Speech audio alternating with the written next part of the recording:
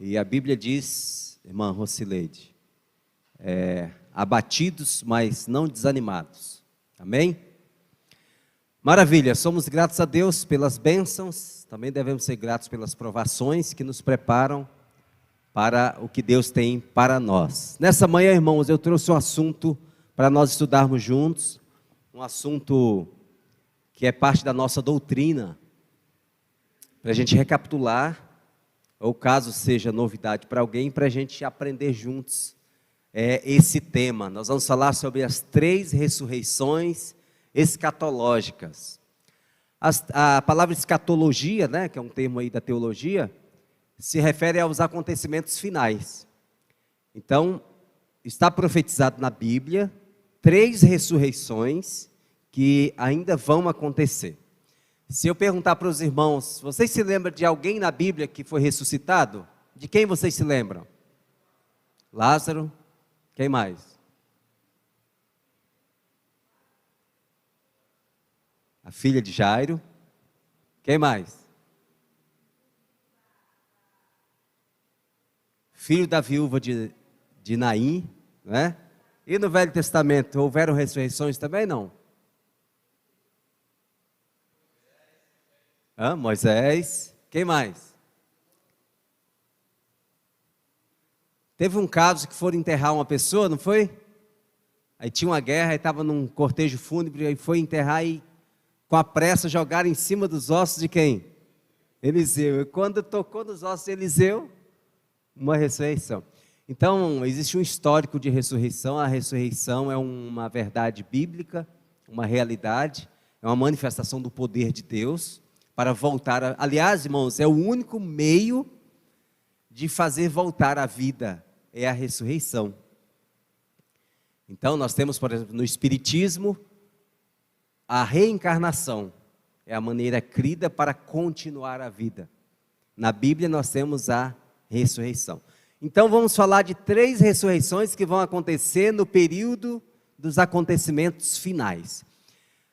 Tá bom? Esse texto de 1 Coríntios 15, é interessante, eu trouxe ele aqui inteiro para a gente refletir. Olha, Paulo diz o seguinte: se os mortos não ressuscitam, também o quê?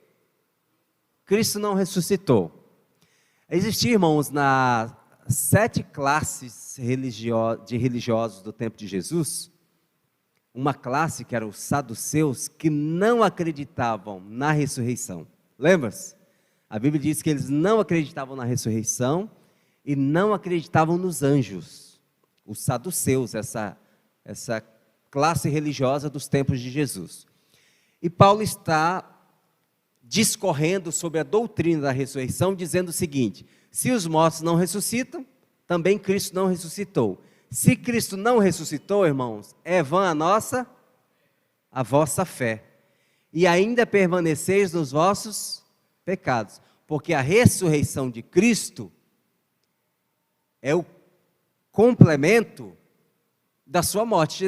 Se Jesus morre, mas não ressuscita, então ele não consegue salvar ninguém. Então, se Cristo não ressuscitou, nossa fé é vã. E também os que dormiram em Cristo estão o quê? Se Cristo não ressuscitou, quem morreu em Cristo está perdido, porque Cristo não pôde nem ressuscitar a si mesmo, vai ressuscitar a quem? E Paulo continua: se esperamos em Cristo somente nessa vida, somos os mais miseráveis de todos. Irmãos, tem muita gente miserável que não acredita que a vida é além de 80, 90, 100 anos.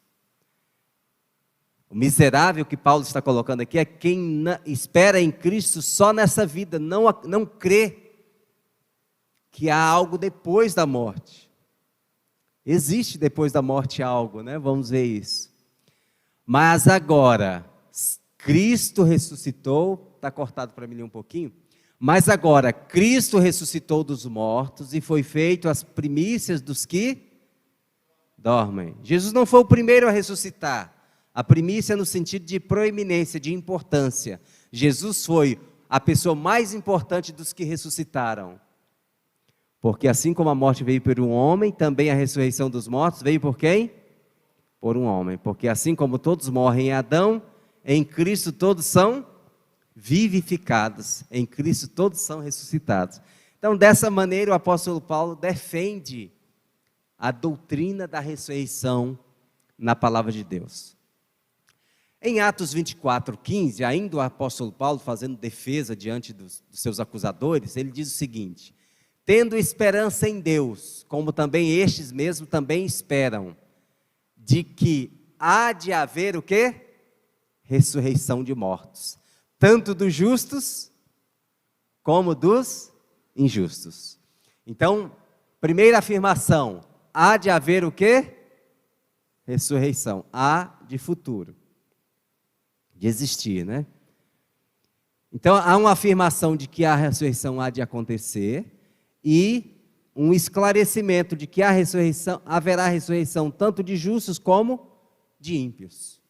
Então, a pessoa pode pensar, mas não são só os justos que vão ressuscitar para serem salvos? Não, os ímpios também vão ressuscitar. Haverá ressurreição também de ímpios, injustos, não é? Quais são, então, as 3 ressurreições que ainda estão por vir para acontecer? A primeira ressurreição, a próxima, é a primeira na sequência, né? É a ressurreição especial. Ela também é chamada de parcial e é chamada de ressurreição mista. Eu vou explicar a razão dela ter esses 3 nomes, né? Mas se refere à mesma ressurreição. A segunda ressurreição é a ressurreição dos justos. E a terceira ressurreição, a ressurreição dos ímpios. Talvez algum de vocês esteja um pouco confusos. Por quê? Quando você lê Apocalipse separado de Daniel, você só encontra 2 ressurreições. É chamada de primeira ressurreição e segunda ressurreição, em Apocalipse 20. Eu estou chamando de 3 ressurreições porque eu estou falando de uma outra ressurreição que vem antes da primeira e segunda de Apocalipse. Essas 2 estão em Apocalipse 20. Esta aqui está em Daniel. Então eu estou chamando de 3, mas se você usar a linguagem de João, ele vai chamar de primeira ressurreição, essa, e vai chamar de segunda ressurreição, essa. Eu estou colocando na ordem de 3, porque eu estou somando também com a de Daniel, tá bom? Só para esclarecer. Então, a ressurreição especial. Vamos falar dessa ressurreição primeiramente, a ressurreição especial. Quando ocorrerá a ressurreição especial? A ressurreição especial vai ocorrer no início da 7ª praga. Então, só para a gente se situar, né? Quando as pragas começam a ser derramadas, a porta da graça já fechou, o selamento já terminou, Jesus já saiu do lugar santo do santuário celestial, várias coisas já aconteceram em sequência, não é? Então, a ressurreição especial acontece no episódio de Apocalipse 16, 17 e 18. O 7º anjo derramou a sua taça no ar e saiu grande voz do templo do céu. Quem é que está no templo do céu? E essa pessoa diz, está feito. Eu ouvi vozes, trovões e relâmpagos e um grande terremoto. É esse grande terremoto, como nunca tinha havido, desde que há homens sobre a terra, que abre as sepulturas desses mortos que vão ressuscitar na ressurreição especial. E quem é que fala do templo está feito? Quem é essa voz? De quem é essa voz? Então, existe na Bíblia, existem 2 episódios especiais com a palavra está feito. O primeiro está feito é a voz de Jesus no fechamento da porta da graça, quando ele lança o incensário e a porta da graça se fecha. O que está feito quando Jesus sai do santuário celestial? Está terminado o trabalho de intercessão. A porta da graça se fecha, Apocalipse 22, 11, né? Quem é limpo continua limpo, quem é injusto continua injusto. Não há mais conversões, o Espírito Santo foi retirado da terra, ninguém aceita mais a Jesus. Acabou a salvação. Esse está feito aqui é a voz de Deus na ressurreição especial, como nós comentamos. Então, voltar rapidinho. Essa voz do templo que diz está feito é a voz do Pai na ressurreição especial. A voz de Jesus já disse isso antes, quando a porta da graça se fechou. Agora nós já estamos no início da 7ª praga, já faz um tempinho que a porta da graça se fechou, talvez aproximadamente 1 ano, né? O que estima-se que as pragas vão durar. E ouve-se a voz de Deus dizendo, está feito. Tá bom? Esse texto aqui de grande conflito, eu coloquei ele aqui, ele é grande, extenso, mas só para esclarecer, pelo Espírito de profecia, alguns acontecimentos importantes relacionados à ressurreição especial. A ressurreição especial está em Daniel 12:2, vamos comentar. Mas aqui o Espírito de profecia em grande conflito, página 614, faz uso de Daniel 12:1, dizendo, naquele tempo, esse é o tempo da ressurreição especial, se levantará Miguel, o grande príncipe, que se levanta pelos filhos do seu povo, e haverá um tempo de angústia, qual nunca houve, desde que houve nação até aquele tempo. Mas naquele tempo livrar-se-á o teu povo, todo aquele que se achar escrito no livro. Aí Ellen White explica, quando se encerrar a mensagem do terceiro anjo, a misericórdia não mais pleiteará em favor dos culpados habitantes da terra. O povo de Deus terá cumprido a sua obra, recebeu a chuva serôdia, o refrigério pela presença do Senhor, e acha-se preparado para a hora probante. A hora probante é o tempo de angústia, tempo difícil, que diante dele está. No céu, anjos apressam-se de um lado para o outro, Um anjo que volta da terra para o céu, anuncia que a sua obra está feita. Esse anjo aqui, irmãos, é o anjo selador, o que marcou na testa, com o selo de Deus, os que são salvos no fim do tempo, 144 mil. O mundo foi submetido à prova final. Todos que se mostraram fiéis aos preceitos divinos, receberam o selo de Deus vivo, o selo do Deus vivo.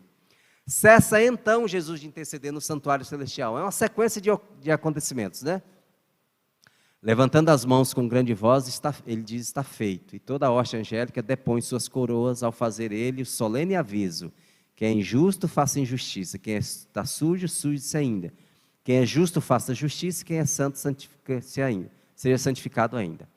Todos os casos foram decididos para a vida ou para a morte. Cristo fez expiação por seu povo e apagou os seus pecados. Eu quero esclarecer para os irmãos que esses acontecimentos finais, eles são bastante difíceis de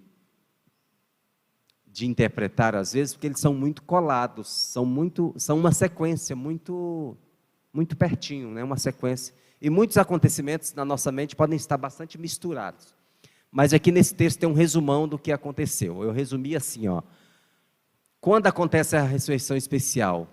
Não antes, só depois que encerrar a pregação do terceiro anjo, o povo de Deus receber a chuva serôdia, o anjo volta da terra e diz que já está pronto, Jesus cessa de interceder, levanta as mãos e diz, está feito, todos os casos decididos, ele terminou a expiação e apagou os pecados. A ressurreição especial não ocorre antes desses eventos, apenas, somente depois de tudo isso é que acontece a ressurreição especial, tá bom? Agora o texto base da ressurreição especial é Daniel 12:2. Muitos dos que dormem no pó da terra ressuscitarão. Muitos é quanto, irmãos? Quanto é muitos? Hein? Esse número é definido? Ou é indefinido? Um número indefinido. Então, muitos dos que dormem no pó da terra ressuscitarão. Uns para a vida e outros para morte, vergonha e desprezo eterno. É por essa razão que essa ressurreição é chamada de ressurreição mista, que ela é misturado, salvos e perdidos na mesma ressurreição, diferente das outras que virão. Então ela é uma ressurreição mista, porque numa mesma ressurreição ressuscitam salvos e perdidos. Tá bom? Quem são os que ressuscitarão na ressurreição parcial, especial, ressurreição mista? Quem são? Quem ressuscitará nessa ressurreição? No livro Primeiros Escritos, na página 285, nós temos a resposta. As sepulturas se abriram e os que haviam morrido na fé da mensagem do terceiro anjo, guardando o sábado, saíram de seus leitos de pó glorificados. Quem são esses? Parte dos 144 mil. Porque se você conhece a mensagem do terceiro anjo, recebe a mensagem do terceiro anjo, né? As 3 mensagens angélicas, as verdades para o tempo do fim. Guarda o sábado, que é o selo de Deus e você morre, você é parte dos 144 mil. Então, nós sabemos que o selamento começou em 1844, o selamento está em andamento, né? E serão seladas para a salvação, neste período, os que conheceram a mensagem, as 3 mensagens angélicas. Então, quem são esses que ressuscitam na ressurreição especial? Parte dos 144 mil que morreram fiéis. Aquilo que receberam, aquilo que conheceram. Tá bom? Eles são parte. Conhecer a mensagem do terceiro ano. Aí você pergunta, esse assunto, irmãos, da ressurreição especial é um assunto de crença bem peculiar nossa. Os teólogos adventistas não creem mais como nós cremos nesse assunto. Eu vou explicar por quê, qual é o detalhe adiante, né? Então, outras pessoas vão ser salvas durante o selamento sem fazer parte dos 144 mil. Como? Elas estão morrendo hoje está acontecendo o selamento.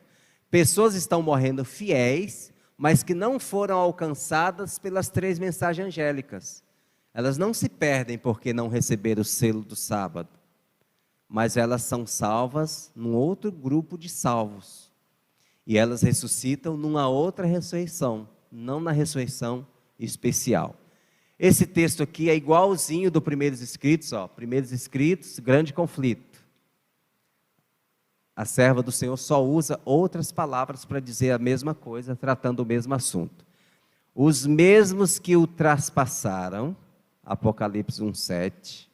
Apocalipse 1:7, eis que vem com as nuvens, todo olho até mesmo os que o traspassaram.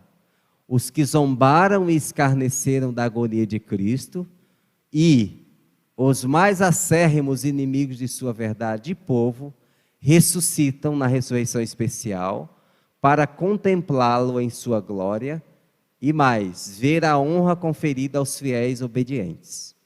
Então agora estamos falando da outra classe que ressuscitam na ressurreição especial. Quem são eles?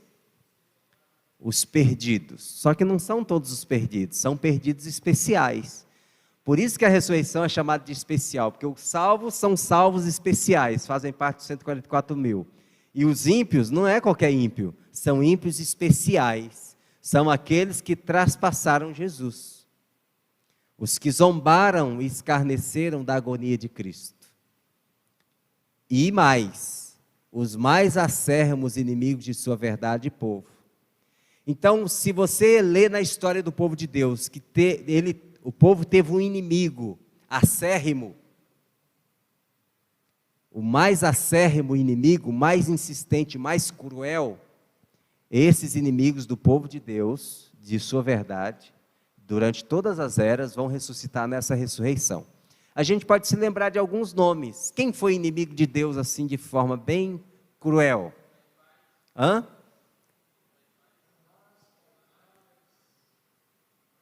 Agora Anás e Caifás, eles já estão nesse grupo aqui, Zombaram e escarneceram. Esses aqui foram contemporâneos de Cristo. Mas esses aqui viveram em outras épocas.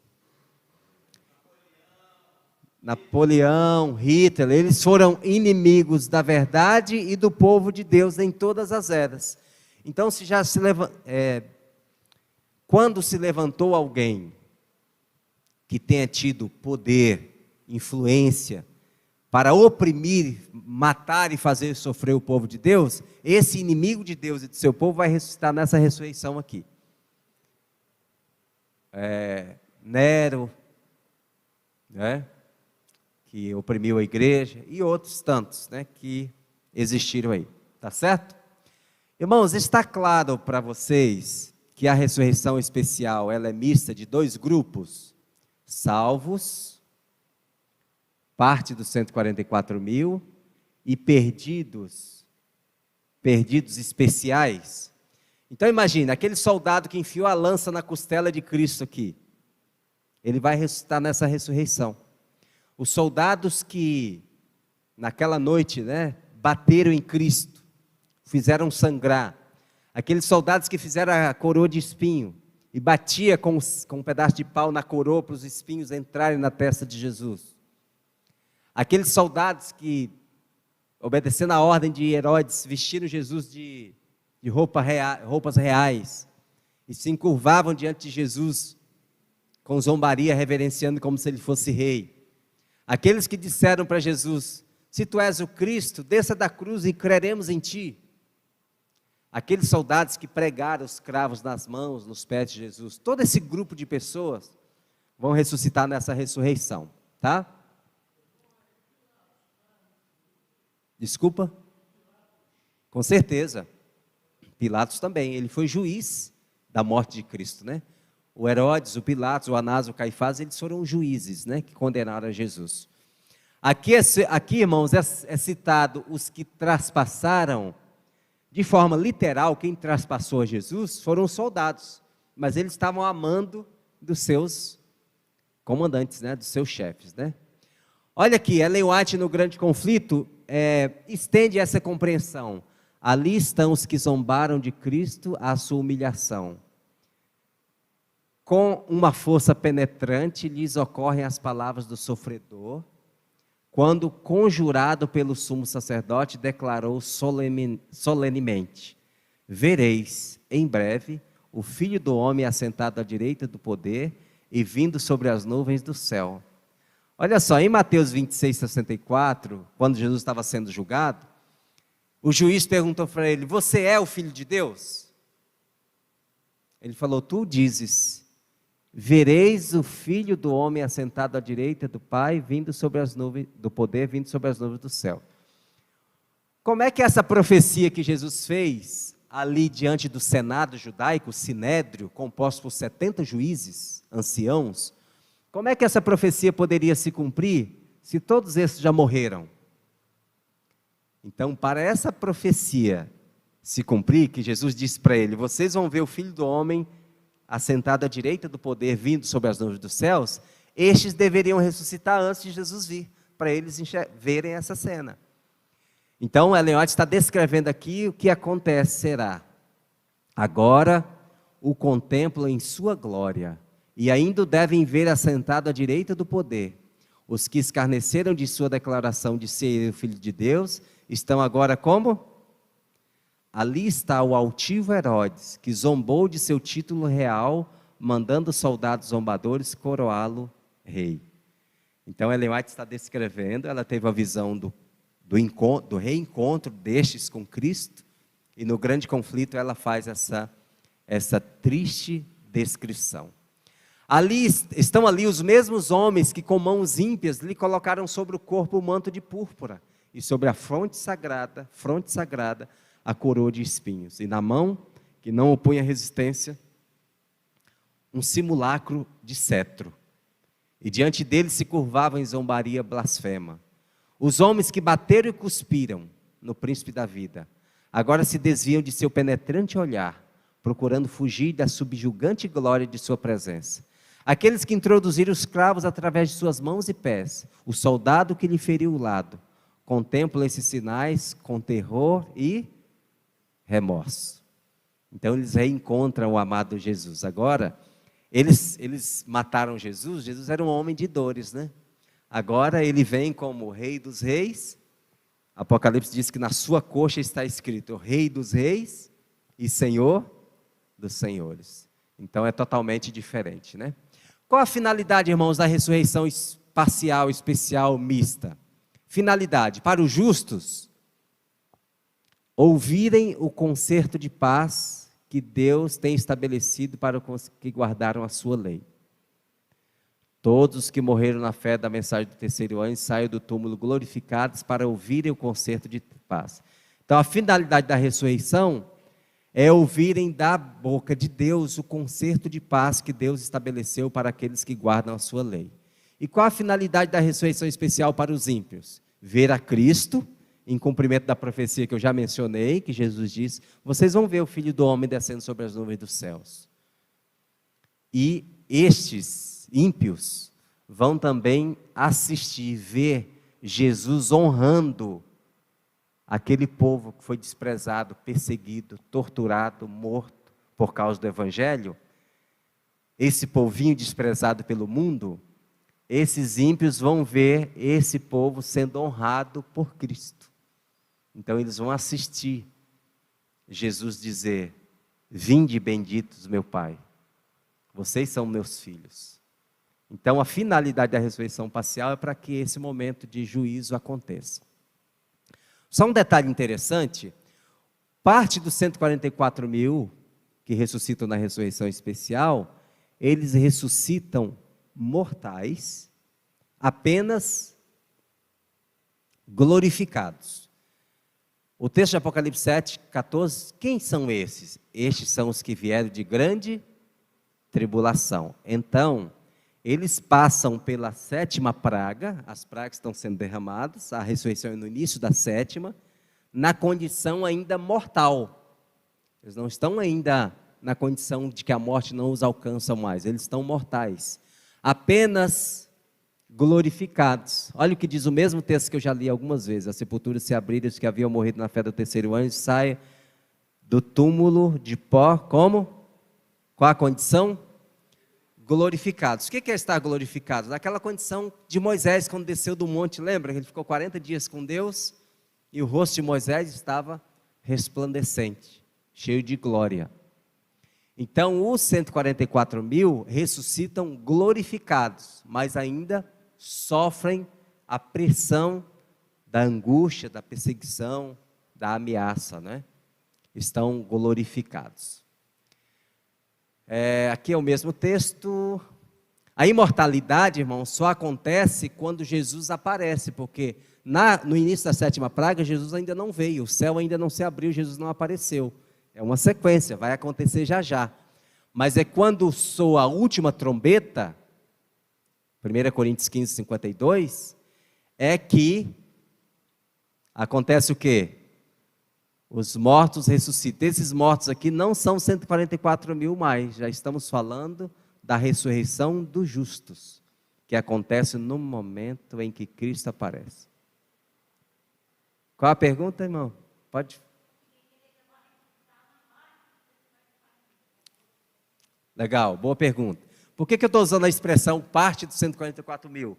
Porque nem todos os 144 mil vão estar mortos nesse momento. Muitos estarão vivos. Então, suponhamos que eu morra fiel, selado. Eu sou parte dos 144 mil, mas morro. A irmã permanece viva até a volta de Jesus. Então, uma parte dos 144 mil está morta, que sou eu, a outra parte está viva, que é a irmã. Vai receber Jesus sem passar pela experiência da morte. Quando Jesus aparece nas nuvens, os 144 mil está inteiro, completo o número, porque os mortos ressuscitaram agorinha na ressurreição especial. Então eles mortos, os ressurretos e os que não morreram, completam o número de 144 mil. Então, irmãos, nós não sabemos, a profecia não revela quantos dos 144 mil já morreram. E quantos estarão vivos quando Jesus voltar? Não sabemos. Sabemos que já são quase 200 anos de selamento. Pessoas estão recebendo o selo e estão descansando, estão dormindo no Senhor, com a promessa da salvação, da ressurreição nessa ressurreição. Não é? Antes de continuar, para eu não esquecer, qual que é o ponto crucial aqui? Um ponto crucial que eu quero voltar aqui para demonstrar para os irmãos. Apenas que os irmãos da live não podem acompanhar os slides, mas eles estão nos acompanhando aqui. Deixa eu voltar aqui um pouquinho, só para eu não deixar escapar esse ponto importante. Então, quem são os 144 mil? São pessoas que receberam a mensagem, as 3 mensagens angélicas. A mensagem angélica, as 3 mensagens angélicas contêm o selo, que é o sábado, e eles morrem fiéis. Então, fora dessa mensagem aqui, só tem salvação para quem não conhece essa mensagem.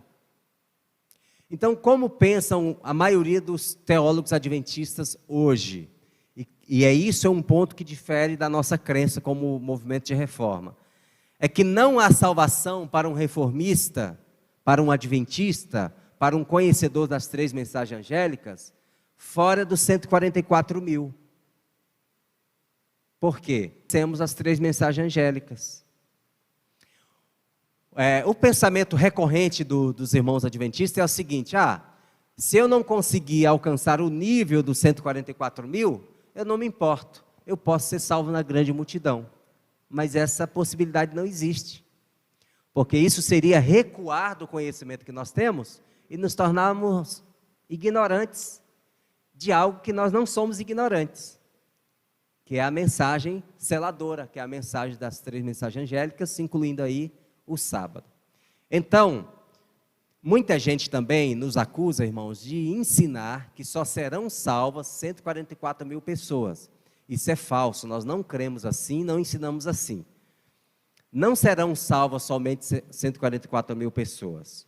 144 mil pessoas serão salvas de 1844 até o fechamento da Porta da Graça. Mas milhares e milhares de pessoas estão sendo salvas. Hoje, inclusive, alguém está morrendo fiel à luz que tem, não essa luz, a luz que possui, e está sendo salva, selado para a salvação. Mas não faz parte do grupo especial dos 144 mil, faz parte da grande multidão. Então imagine que hoje uma pessoa que não conheça nada do que nós conhecemos, mas é fiel ao lampejo de luz que recebeu. Deus não é injusto, essa pessoa vai ser salva. O que estamos tratando aqui é que Deus marcou um tempo especial para começar uma separação especial, um selamento de um povo especial com uma mensagem especial. E esse povo é os 144 mil a quem nós pertencemos. Então, para nós que estamos aqui nessa manhã, para todos nós, só existe salvação neste grupo dos 144 mil, porque nós conhecemos essa verdade. Se nós não nos perdermos, não temos vaga na grande multidão. Eu não posso simular, fingir que eu não sei, eu não sabia, porque Deus vai cobrar a luz que eu recebi, tá bom? Eu vou abrir para perguntas agora no finalzinho, tá bom? Vamos só avançar aqui. Então, agora vamos falar da ressurreição dos justos. No Apocalipse, essa ressurreição é chamada de primeira, tá bom? Essa ressurreição dos justos ocorre quando Jesus vem. Olha, alguém pintou esse quadro, está vendo que interessante? Jesus está vindo sobre as nuvens, todos os anjos do céu, há um silêncio no céu, porque o céu cessa o louvor, todo mundo, todos os anjos vêm com Jesus. Jesus não toca a terra nesse evento, os anjos vão recolher as pessoas, os salvos, olha aqui, está saindo do túmulo, né? Alguém transcreveu aqui para a figura o que está na profecia, na Bíblia.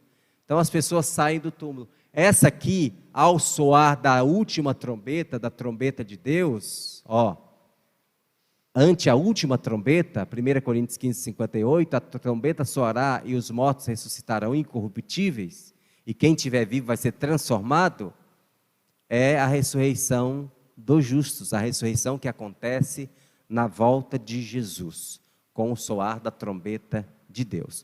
O que acontece em seguida? O milênio. A glória de Cristo, que é alegria e regozijo para os salvos, é terror e morte para os ímpios. A Bíblia diz em Apocalipse 6 que os perdidos vão dizer para as rochas e as montanhas: caí sobre nós, escondei-nos da face daquele que vem. Então os ímpios vão ter terror, não prazer em contemplar a Cristo. Os salvos não. Para os salvos, a volta de Jesus é o cumprimento da promessa, é uma alegria. Esse é o nosso Deus que aguardávamos. Na sua salvação nos alegraremos. Então a presença de Cristo, que é alegria e glória para os salvos, é terror e morte para os ímpios. Então a glória de Cristo é fulminante para os ímpios. Malaquias, eles morrem na presença de Cristo. E os salvos sobem para encontrar com o Senhor nos ares. Tá bom? O que acontece em seguida? Durante o milênio, irmãos, o que acontece? Uma fase do juízo. O juízo de Deus é dividida em 3 partes. Só um parênteses aqui para a gente continuar, né? O juízo investigativo é a primeira parte do juízo, primeira fase. Começou em 1844 e vai até o fechamento da parte da graça. O juízo comprobatório ou judicativo é durante o milênio. Aí você pergunta, para que juízo durante o milênio, se os salvos já estão no céu e os mortos já estão mortos? O juízo do milênio não é para determinar se alguém será salvo ou perdido. O juízo do milênio é para medir a sentença dos perdidos. Então, através do exame dos livros, Paulo fala sobre isso em 1 Coríntios 6, ou 2 Coríntios. Não sabeis vós, irmãos, que nós havemos de julgar os anjos? Então, até os anjos serão julgados pelos justos. Quais anjos? Os anjos caídos. Então, através do exame dos livros, dos registros fiéis que os anjos fazem de cada um dos perdidos, os salvos vão determinar quanto deve sofrer cada perdido. Quanto deve pagar cada perdido. Tá certo? Por que que Deus inventou esse juízo judicativo no milênio? Para não surgir dúvidas, irmãos. Suponhamos que a minha mãe se salva e eu me perco. A minha mãe não pode estar no céu incomodada com a ideia do filho dela ter se perdido. E nesse juízo, ela poderá comprovar, e eu estou falando um caso apenas simbólico, que esse perdido recebeu todas as oportunidades de salvação. E que Deus é justo, não faltou nada da parte de Deus. E que esse perdido rejeitou todos os chamados para a salvação. Nos livros estão registrados. Convite que Deus fez, que o Espírito Santo fez para essa pessoa se entregar. Aceitar o plano e ser salvo. E lá está registrado que a pessoa não quis, rejeitou. Então, nenhum salvo vai ter, para usar uma linguagem do nosso português, uma pulga atrás da orelha. Puxa, podia estar aqui aquela pessoa. Não. No final do juízo, o Apocalipse diz que todos dirão, justos e retos, Senhor, são os teus juízos. E os próprios ímpios vão entender que Deus é justo. Eu vou me perder, mas Deus é justo. Eles vão comprovar a justiça de Deus. Eu vou me perder porque eu mereço. Não faltou nada da parte de Deus. Deus me chamou, eu que não quis. Então é para isso que serve esse juízo. E o juízo executivo, que é a terceira fase, é quando Jesus desce depois do milênio. Passado o milênio, Jesus desce novamente com a nova Jerusalém, não é? A nova Jerusalém. Para estabelecer o seu reino nesse planetinha perdido. Então, ele desce com a nova Jerusalém. Quando Jesus desce com a nova Jerusalém, ocorre o último evento, que é a ressurreição dos ímpios. A ressurreição dos ímpios depois do milênio. Então, quem não ressuscitar com o soar da trombeta na volta de Cristo, já sabe, claro que não sabe, né? Mas já está entre os perdidos. Serão salvos somente os que ressuscitarem com o soar da trombeta. Quem ressuscitar depois do milênio é só perdido. Então, Cristo ressuscita todos os ímpios. Agora imagine aí, irmãos, a multidão dos salvos. João disse que era uma multidão que não podia contar. Ele começou a contar 1, 2, 3 milhões, 50 milhões. Não dá para contar. É igual a areia da praia, é igual às estrelas dos céus. Os salvos, a grande multidão. Agora imagine você, a multidão dos perdidos. Que tamanho que é. Por quê? Os perdidos sempre foram maior o número do que os salvos. Se você se lembrar, por exemplo, no tempo de Noé, quantas pessoas existiam e quantos foram salvos? Se você se lembrar, a inquietude de Abraão com Deus, Senhor, numa cidade como Sodoma e Gomorra, 2 cidades tão populosas, não é possível que não tenha 50 salvos. Deus falou, não tem, mas não é possível que não tenha 45, também não tem, mas 40, 35, e quantos tinham? Quantos tinham justos lá? Na conta do Stephen não está dando nenhum, que ele está fazendo assim.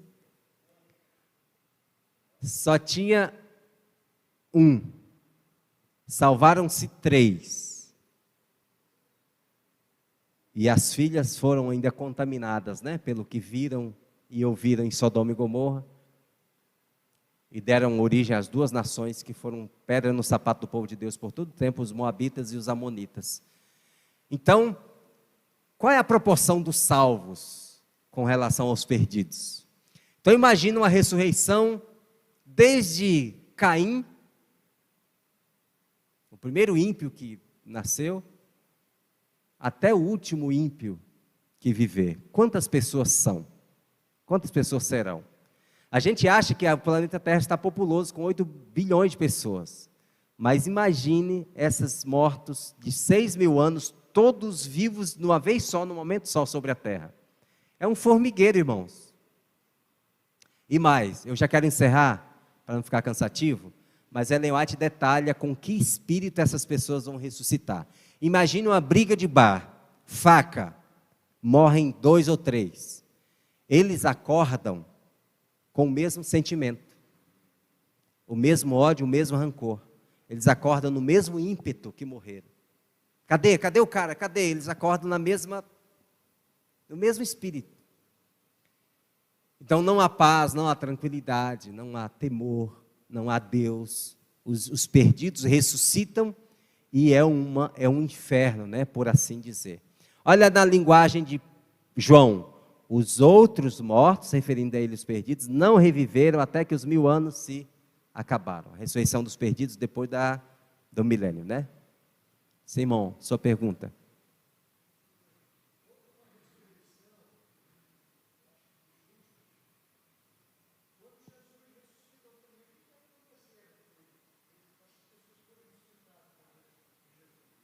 Tá bom, o irmão está perguntando que houve uma ressurreição interessante quando Jesus ressuscitou. Quando Jesus foi crucificado na sexta-feira, o terremoto abriu aquelas sepulturas. E nas primeiras horas do primeiro dia da semana, essas pessoas subiram com Cristo. Quem são? O que fazem? Né? O Espírito de Profecia diz que essas pessoas, irmão Oliveira e demais irmãos, eles eram, a única coisa que eu já encontrei até hoje sobre eles, é que eles foram mártires. Eles morreram por causa do Evangelho. Mas nós não temos luz para saber quem foram essas pessoas. Podemos imaginar algumas coisas. Por exemplo, Herodes fez um decreto para matar todas as criancinhas de até 2 anos. Pode ser que essas criancinhas tenham ressuscitado. O João Batista pode ter ressuscitado dessa ressurreição. Ele morreu por causa da fé, não é? Mas nós não podemos afirmar. O Espírito de Profecia menciona que eles morreram por causa do Evangelho, tá certo? Mas já estão desfrutando a glória. Então acontece nesse momento, irmãos, o último engano de Satanás. Já terminando o nosso estudo, aqui está uma representação da Jerusalém descendo, e aqui bilhões e bilhões de ímpios são arregimentados como um exército. Satanás promove o seu último engano. Ele diz: eu ressuscitei vocês para cumprir a promessa que eu sempre lhes fiz, de que nós vamos dominar o mundo. Eu sou o príncipe do mundo. E ele aponta para a cidade, e ele diz: está vendo, eles são poucos. Olha, irmãos, a grande multidão que não se podia contar, é chamada de poucos, comparado ao exército de Satanás. E Satanás arregimenta os grandes guerreiros, já mencionados aqui, Hitler, Napoleão, grandes homens de guerra, que guerrearam as guerras humanas. Eles são nomeados comandantes de pelotões para invadirem, tomarem a cidade santa. Olha a ousadia do diabo, né? E cumprir o que ele sempre pretendeu, ocupar o lugar de Deus. É nesse momento que desce fogo do céu, e a Bíblia diz que esse fogo consome raiz e o que mais? E ramos. Quem é a raiz do pecado? Satanás, o originador do pecado. E os ramos são os ímpios, aqueles que aderiram ao seu projeto de vida. eles agora são destruídos pelo fogo abrasador. A destruição é total, né, dos ímpios, não deixará raiz nem ramos, serão queimados como a palha, para contrariar a ideia de que há um fogo eterno, não é? E a história termina assim. Eu quero deixar aqui uma curiosidade. Os que crucificaram a Cristo já morreram, ressuscitam na ressurreição especial, morrem de novo quando veem a Cristo, ressuscitam depois do milênio e morrem de novo com o fogo eterno. Então esses aqui farão esse exercício de morrer algumas vezes, né? Então, irmãos, depois de tudo isso, um final feliz. Os reinos do mundo vieram ao ser do nosso Senhor, e Ele, seu Cristo, e Ele reinará para todo sempre. Eu ouvi toda criatura que está no céu e na terra, e debaixo da terra, e que está no mar, e todas as coisas que neles há, dizer: ao que está assentado sobre o trono, e ao Cordeiro, sejam dadas ações de graças, e honra, e glória, e poder, para todo o sempre. E o último parágrafo do livro O Grande Conflito. O grande conflito terminou. Pecado e pecadores não mais existem. O universo inteiro está purificado. Uma única palpitação de harmonioso júbilo vibra por toda a vasta criação. Daquele que tudo criou emanam vida, luz e alegria por todos os domínios do espaço infinito. Desde o minúsculo átomo até o maior dos mundos, todas as coisas, animadas e inanimadas, em sua serena beleza e perfeito gozo, declaram que Deus é amor.